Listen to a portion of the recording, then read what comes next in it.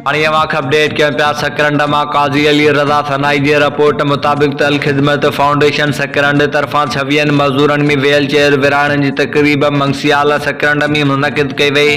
उन मौक़े ते अल ख़िदमत फाउंडेशन सकरंड जे सदर राशिद मुकरम, जमायत इस्लामी तालके सकरंड जे अमीर आशिक़ हुसैन पठान ऐं ॿियनि चयो त अल ख़िदमत हमेशह मिस्किन माण्हुनि जी ख़िदमत खे अफ़ज़ल तरीन इबादत सम्झियो आहे। बरसाति जे तबाहकारियुनि सबबि बेघर थियल माण्हुनि जी मदद करणु, नंढनि आबादगारनि खे ॿिज भाणे दवा ॾियणु या सर्दी जे शिदत सबबि तड़पंदड़ मिस्किन ऐं मुस्तहिक़ माण्हुनि खे गरम कपिड़ा मुहैया करणु जहिड़नि बहितरीन अमलनि में नामियान किरदारु अदा कयो आहे। हुननि चयो त हुन खां अॻु हींअर बि मज़दूर माण्हुनि खे व्हील चेयर ॾेई अल ख़िदमत पंहिंजो फ़र्ज़ अदा कयो आहे।